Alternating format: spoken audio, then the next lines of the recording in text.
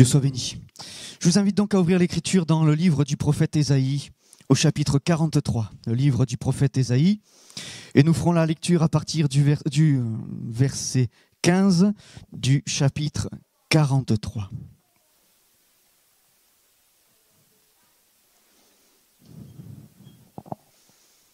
Ésaïe, chapitre 43, verset 15.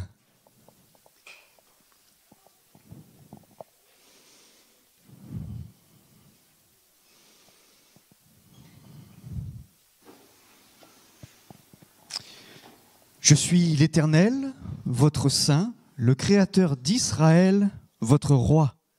Ainsi parle l'Éternel qui fraya dans la mer un chemin et dans les eaux puissantes un sentier, qui mit en campagne des chars et des chevaux, une armée et de vaillants guerriers, soudain couchés ensemble pour ne plus se relever, anéantis, éteints comme une mèche.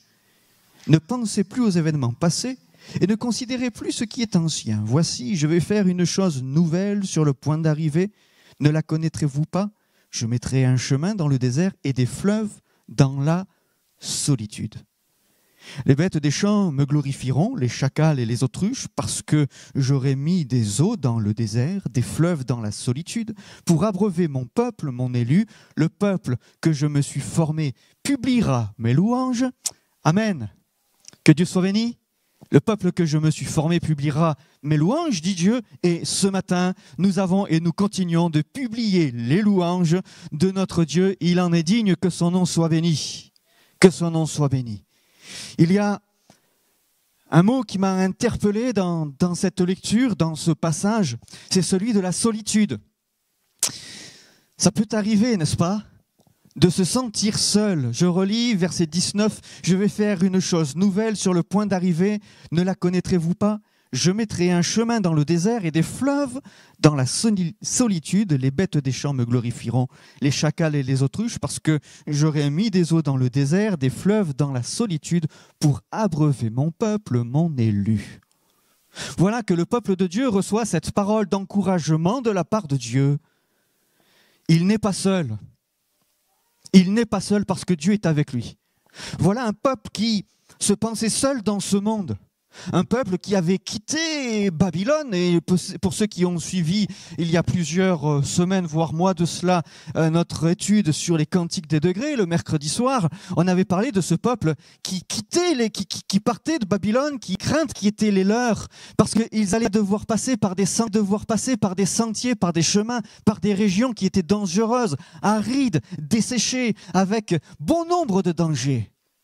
Et voilà que ce peuple qui est là en exil va partir et il se sent seul. Il part et il se sent comme isolé, il se sent comme seul dans ce monde.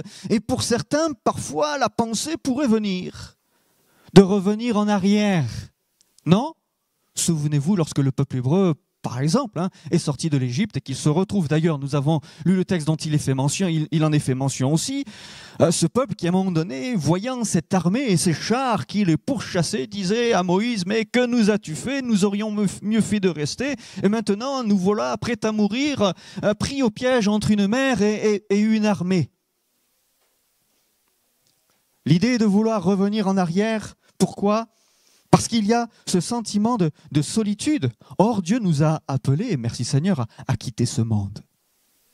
Et c'est une, belle aventure, n'est-ce pas ? C'est une belle aventure. Quelle vie ! Quelle vie depuis que nous avons quitté ce monde, quelle vie depuis que nous avons accepté de marcher selon les traces de celui de Jésus-Christ qui nous a montré le chemin, qui nous a montré la voie. Nous suivons ses pas. À dire vrai, nous le savons, ces traces et ce chemin tracé n'est pas toujours aisé. Il est parfois, souvent, semé d'embûches, avec des difficultés qui sont là, présentes. Et nous avons besoin encore de nous laisser conduire toujours par son esprit, pour pouvoir avancer, pour pouvoir progresser. Dans ce texte-là, dans cette parole de Dieu, Dieu rappelle à son peuple qu'il ne les a pas abandonnés. Et nous qui avons quitté ce monde, l'état d'esprit de ce monde, mais qui vivons encore dans ce monde, Dieu ne nous a pas abandonnés. Et il nous a donné son esprit afin qu'avec lui, nous puissions marcher et aller jusqu'au bout. Et Dieu ne veut pas que, un, nous revenions en arrière et que, deux, nous nous sentions isolés, abandonnés, seuls. Dieu ne veut pas de cela. Et Dieu remarque que parmi son peuple, il se sent seul. Seul. Dieu leur rappelle que dans ce désert qu'ils vont emprunter, Dieu aplanira les sentiers. Dieu y mettra là de l'eau. Dieu leur donnera là tous les éléments pour qu'ils soient gardés et protégés. Ils vont connaître ce nouvel exode, cet exil, ce retour de l'exil, et ils vont traverser ce désert aride. Mais Dieu, là, dans ce désert, y place des sources d'eau, il y place des fleuves en abondance pour pouvoir aux besoins des siens. Un sentiment de solitude donc. Un sentiment de solitude. C'est difficile de pouvoir le vivre au quotidien. L'isolement. Et se sentir isolé, c'est une terrible souffrance qui vient là quand on se sent seul. Parce que c'est vrai, le peuple de Dieu, je l'ai noté juste après, mais il y a une différence entre l'isolement et la mise à part. Dieu nous a appelés à nous tenir à part. Nous sommes mis à part pour Dieu, un peuple pour Dieu. Dieu nous a donc appelés à une mise à part. Mais l'appel à une mise à part, ce n'est pas l'appel à l'isolement, n'est-ce pas? Nous n'avons pas été placés en quarantaine. Parce que Dieu est avec nous. Et parce qu'avec nous, il a donné un peuple. Pour que nous ne soyons jamais seuls. Jamais seuls. D'abord parce que Dieu est là. Ensuite, parce que le peuple de Dieu est là. C'est vrai que l'isolement peut amener des souffrances, c'est vrai. Elle amène des souffrances quand on se sent seul, quand on se sent plus que seul, quand on se sent isolé dans notre solitude. Un peuple, vous voyez, ils étaient ensemble. Mais quand bien même ce peuple était ensemble, ils se sentaient seuls. Et cette solitude les a amenés à ce sentiment d'isolement. Et c'est ce sentiment-là qui les a fait souffrir. Parce qu'ils se sont dit, bon, déjà on a quitté le monde, déjà on a quitté ces choses. Et finalement, malgré toutes ces milliers de personnes qui nous accompagnent, on se sent seul. Parfois, on peut être entouré de beaucoup de gens, n'est-ce pas, et se sentir seul.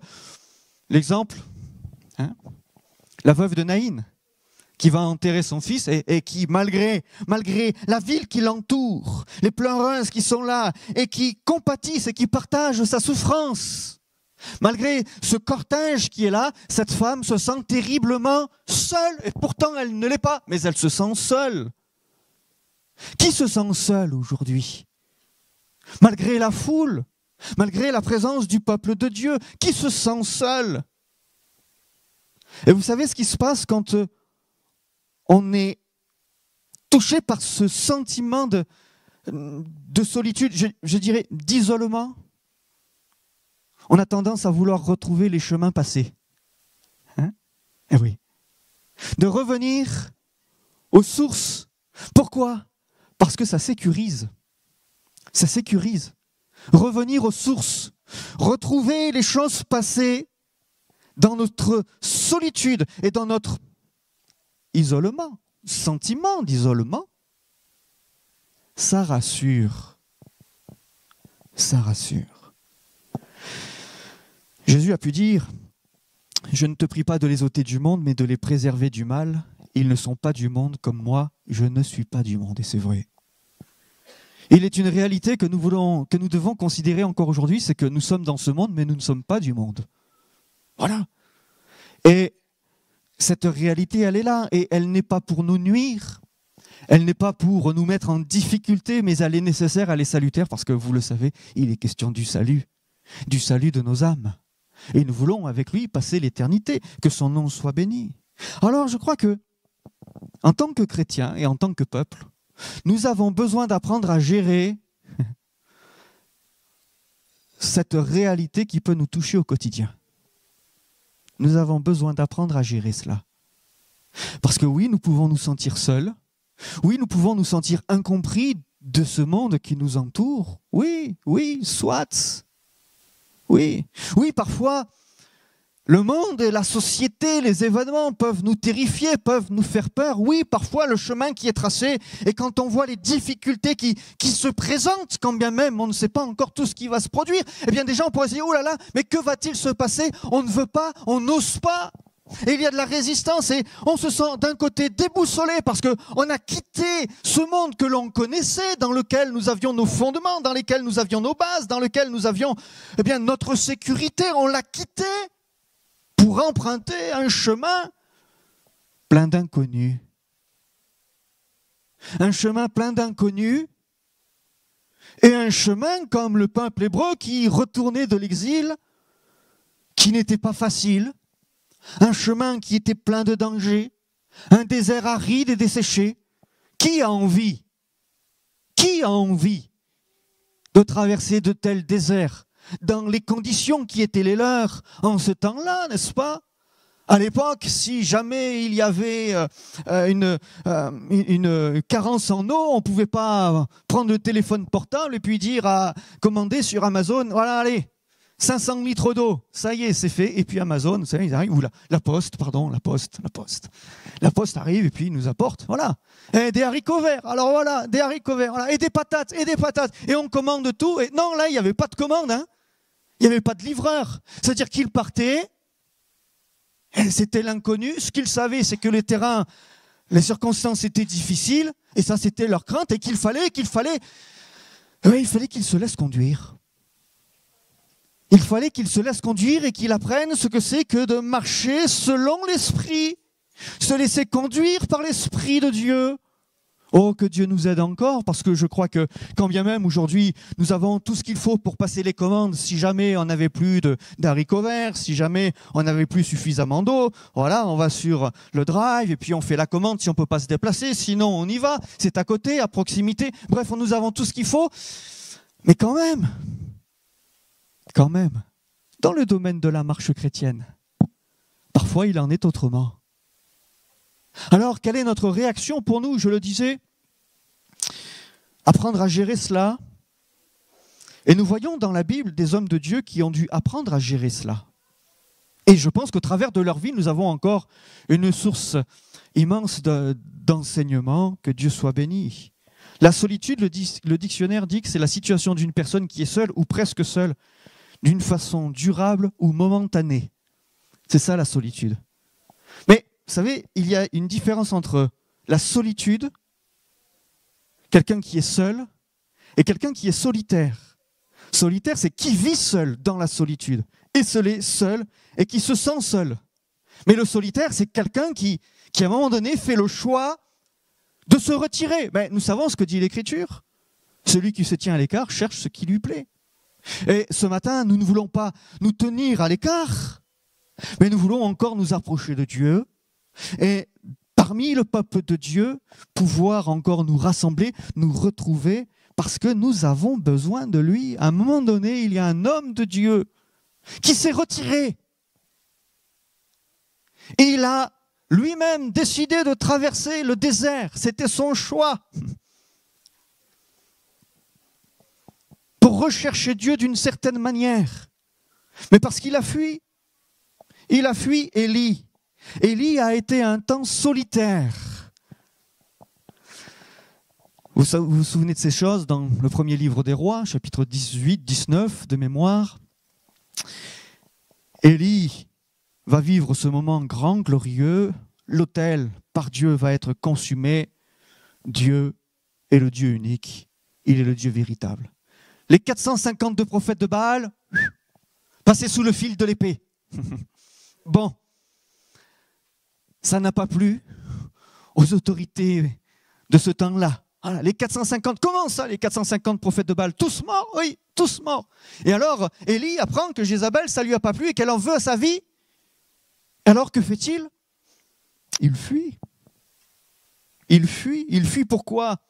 1 Roi 19,4 nous dit qu'il fuit pour sauver sa vie.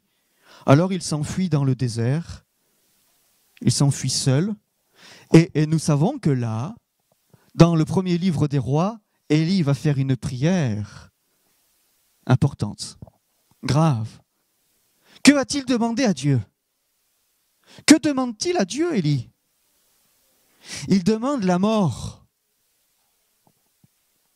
Élie, l'homme de Dieu, le prophète, qui vient de voir les 450 prophètes de Baal passer sur le fil de l'épée, qui a vu la présence de Dieu, la manifestation de la présence de Dieu avec l'autel consumé, et Dieu qui approuve donc, eh bien là, il fuit et il demande la mort. Mais pourquoi a-t-il fui? Et quel est ce processus qui l'emmène là à vivre ce temps de désespoir, de solitude, ce temps où il va se retrouver solitaire et se penser seul, se dire seul et dire à Dieu qu'il est seul? Il avait oublié ce qui avait fait sa force jusqu'alors. Qu'est-ce qui faisait sa force à Élie? Qu'est-ce qui fait votre force à vous, en tant que chrétien aujourd'hui?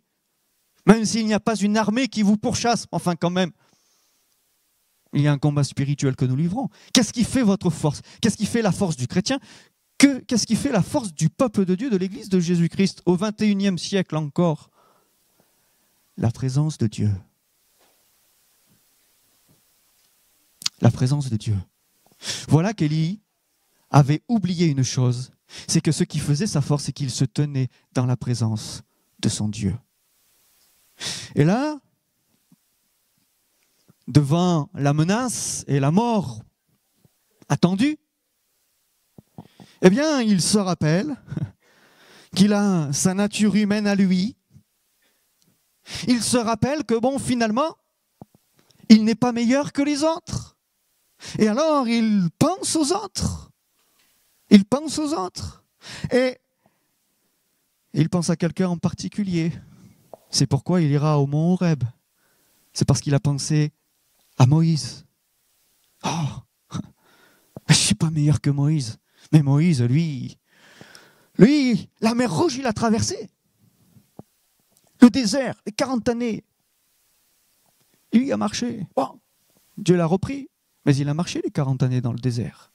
Et moi là, que faire devant ces prophètes de Baal? Que faire devant Jézabel qui cherche à m'ôter la vie? Eh bien, voyez ce que je disais tout à l'heure. Quand on est à un moment donné en danger et placé en insécurité, on revient au passé, au fondement. Mais Dieu va dire, je vais faire toute chose nouvelle.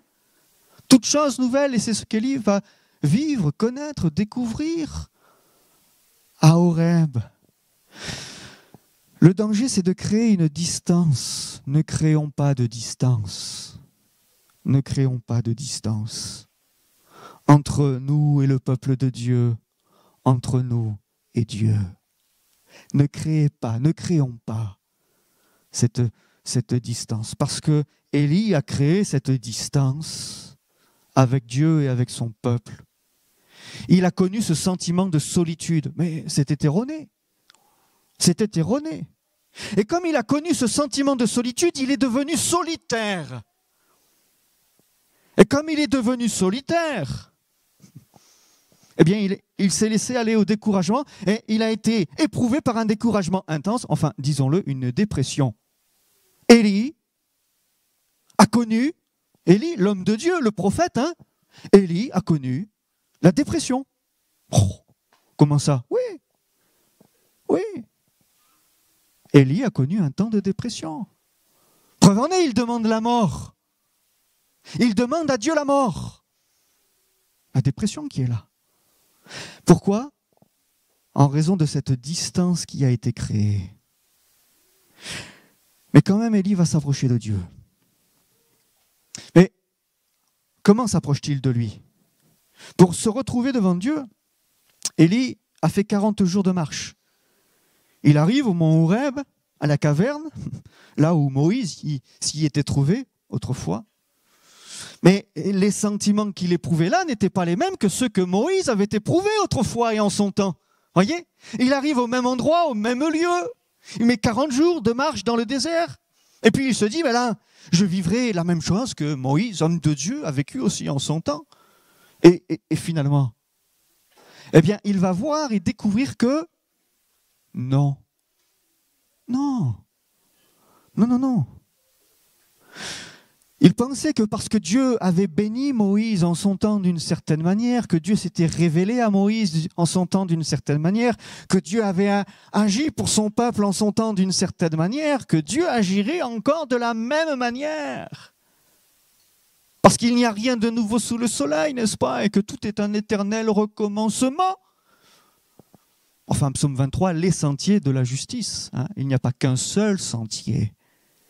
Et Dieu ne nous encourage pas tout le temps à prendre le même sentier, parce que quand on marche tout le temps dans le même sentier, on y crée des ornières. Non?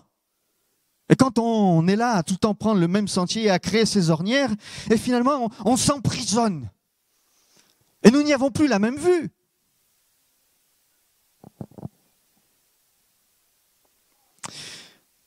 Il y a différentes raisons à la solitude. Moïse, c'est vrai, s'est retrouvé seul sur le mont Horeb. C'est vrai. C'est vrai.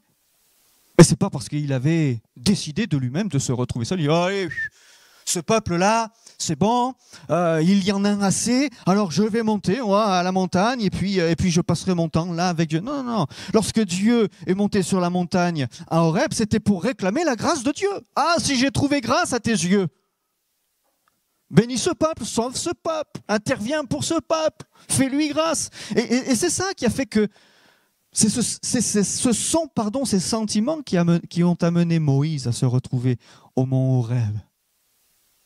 Parce que lui, il voulait rester ensemble. Il voulait que le peuple reste ensemble. Il ne voulait pas que le peuple connaisse ce sentiment de solitude et d'isolement avec toutes les conséquences que cela peut avoir. Élie, lui, va au Horeb pour exprimer son amertume. C'est pas pareil, vous voyez? Moïse, c'est pour dire bénis ce peuple, bénis ce peuple. Élie, c'est Seigneur, qu'est-ce que c'est que ce peuple? Qu'est-ce que c'est que ce peuple? Je suis resté moi seul. Pensait-il, disait-il à Dieu. Mais Dieu qui dit, oh, Élie, réveille-toi, ouvre les yeux mon gars. Enfin, pardon, il n'a pas parlé comme ça. Hein.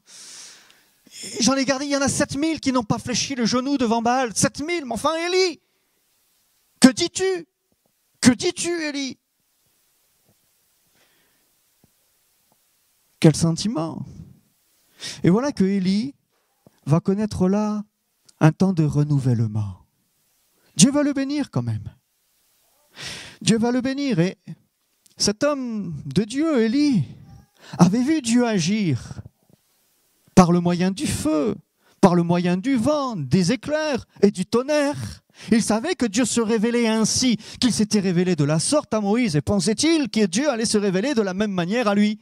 Voilà, Dieu s'est révélé au mont Horeb de telle manière à Moïse. Et alors pour moi, il fera pareil, puisque c'est Dieu, parce que c'est l'Éternel. Voilà, donc, ça sera pareil. Dieu va reproduire ce qu'il a fait pour les autres avant moi. Et en fait, il n'en est pas question. Dieu ne se révélera pas de la même manière, mais là, il va découvrir que Dieu se révèle à lui dans une voix qui est douce et pour laquelle il faut tendre l'oreille. Un doux murmure, un vent doux et léger. Élie s'attendait au tonnerre. Élie s'attendait au feu. Élie s'attendait au vent, aux éclairs. Mais Dieu s'est révélé à lui dans ce doux murmure.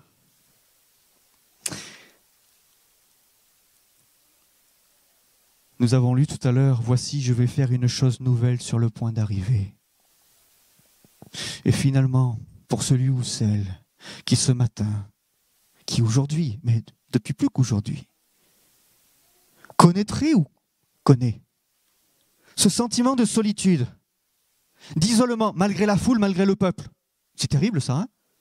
D'être entouré, d'être accompagné, d'être même soutenu et encouragé, mais malgré cela, se sentir seul, On pourrait dire, mais comment c'est possible? Si, c'est possible, malheureusement, c'est comme cela. C'est une réalité aussi. On peut être parmi un peuple nombreux, on peut être entouré d'une foule, on peut être entouré par les siens, on peut être encouragé par les siens, mais se sentir malgré tout seul.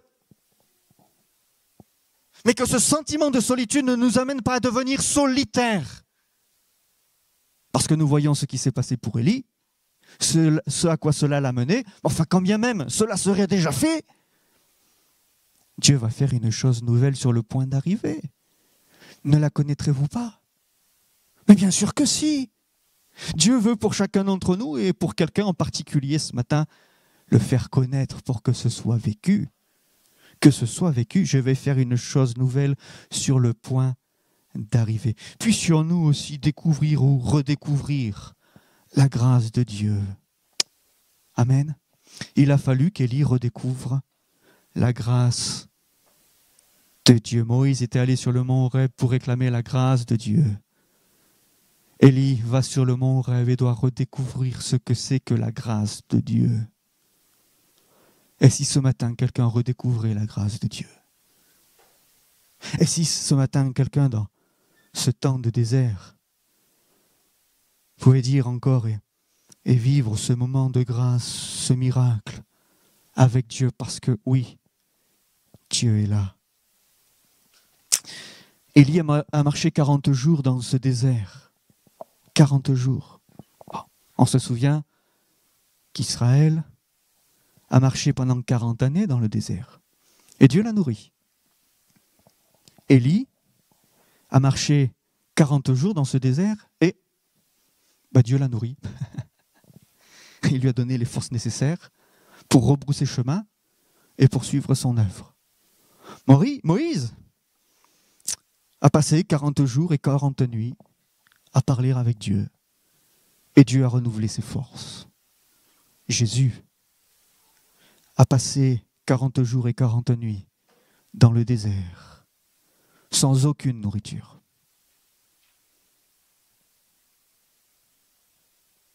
Sans aucune nourriture. Et il a dû résister à la tentation. Voyez la différence? Jésus, il a connu la douleur et la souffrance suprême. Il a connu la faim. Il a connu la soif. La solitude, il sait ce que c'est. L'isolement aussi, quand bien même entouré d'une foule. Et lui, que fais-je de lui? Crucifie-le, disait la foule. Crucifie! Entouré d'une foule, Jésus. Loin d'être seul. Et là, sur le chemin du mont Calvaire. Portant sa croix, le patibulum sur ses épaules. Là, sur son chemin, des crachats au visage, des insultes, du mépris. Ah, il était entouré, Jésus, il était entouré. Mais il se sentait seul, il était seul.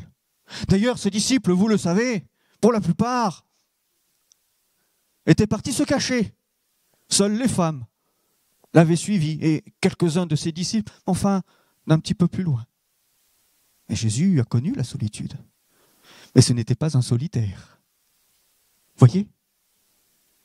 Mais Jésus va dire une chose lorsqu'il sera tenté dans ce désert pendant ces 40 jours et 40 nuits, c'est que l'homme est nourri par la parole de Dieu.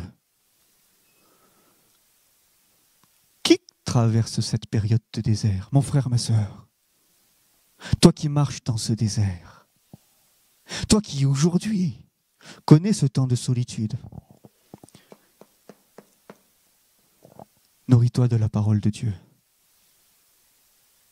L'homme vivra de toute parole qui sort de la bouche de Dieu. Mon frère, ma sœur, aujourd'hui, tu es seul. Peut-être même que quelqu'un pourrait dire, oui, je suis seul. Et même, je le dis vite, d'accord. Je suis touché par la dépression. Je le dis vite. Et finalement, l'homme vivra de toute parole qui sort de la bouche de Dieu. Nourris-toi. Parce que Dieu te nourrit. Il a nourri le peuple pendant les 40 années. Il a nourri Élie. Il a nourri Moïse. Et Jésus a été nourri de cette relation qu'il avait avec son Père. La parole qui sort de la bouche de Dieu était sa nourriture, elle était sa force. Et c'est ce qui lui a donné de pouvoir remporter la victoire. Élie s'en est sorti de ce temps d'épreuve, de ce temps de désert, de ce temps de dépression. Pourquoi? Parce qu'il a reçu la nourriture que Dieu lui donnait. Et cette nourriture lui a donné les forces nécessaires pour pouvoir avancer et connaître la victoire. Mon frère, ma sœur, nourris-toi de la parole de Dieu. Il veut te nourrir encore aujourd'hui. Et même dans ton désarroi, dans ton désespoir, dans la dépression.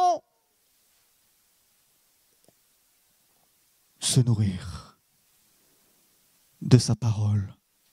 Et que son peuple aujourd'hui encore, et merci Seigneur pour ces temps que nous pouvons avoir tout au long de la semaine, pour ouvrir l'écriture, que ce soit le mercredi, le vendredi, le dimanche, vous chez vous, mais ensemble, c'est vrai. Il est important que nous ouvrions l'écriture. Le peuple a été nourri.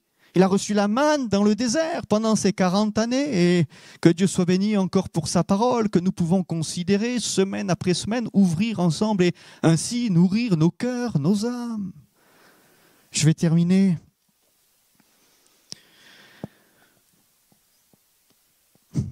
Ce peuple avait peur. Retour de l'exil. Ce qui nous attend devant, se disait, bon, ça n'a pas l'air terrible, hein. On y va ou on n'y va pas? On y va ou on n'y va pas? On avance ou on recule? Bon. Et pour nous, aujourd'hui, en tant qu'Église, que faisons-nous? On y va ou on n'y va pas? On avance ou on recule? Parce qu'on va dire, bon, quand on avance, on fait face aux difficultés. Quand on recule, on retrouve, je vais dire, ce que l'on connaît. Et voilà, c'est bien aussi, c'est plus rassurant, c'est plus rassurant. Et voilà qu'ils vont avancer. Ils vont se laisser conduire par Dieu, dirigés par Dieu. Ensemble, ils vont se laisser nourrir par Dieu parce que Dieu nous nourrit pendant ce temps. Merci Seigneur. Dieu nous nourrit et Dieu veut nous nourrir. Qu'il en soit ainsi. Dans le désert, Élie a appris une chose, c'est que les ressources de Dieu sont inépuisables. Voilà. Les ressources de Dieu sont inépuisables. Et pour vous, j'en suis convaincu ce matin. Les ressources de Dieu sont inépuisables. Vous ne manquerez de rien. Le peuple de Dieu ne manquera de rien. Chaque croyant, chaque croyante, chaque chrétien, chrétienne du peuple de Dieu ne manquera de rien parce que Dieu pourvoira à chacun de ses besoins. Dieu a nourri Élie, disions-nous, pour qu'il puisse continuer sa marche jusqu'à Horeb. Sinon, c'est vrai que les forces lui auraient manqué, hein. Mais il a pris soin de lui. Là, lui qui voulait tout abandonner, a appris que finalement, Dieu est toujours là. Et quand bien même, sa gloire ne rayonnait pas comme elle pouvait rayonner du temps de Moïse sur son visage à Moïse, n'est-ce pas? Eh bien, finalement, malgré tout, quand bien même la gloire de Dieu n'était pas toujours exprimée, manifestée de la même manière, malgré tout, la gloire de Dieu demeurait toujours. Toujours. Merci Seigneur. D'ailleurs, Élie a été enlevé dans la gloire. Vous voyez? Alors lui, il a vécu autre chose. Hein. Il a vécu encore autre chose que Moïse. Mais il a été enlevé dans la gloire. J'invite l'équipe de musiciens à venir sur l'estrade. On va chanter un cantique dans quelques instants.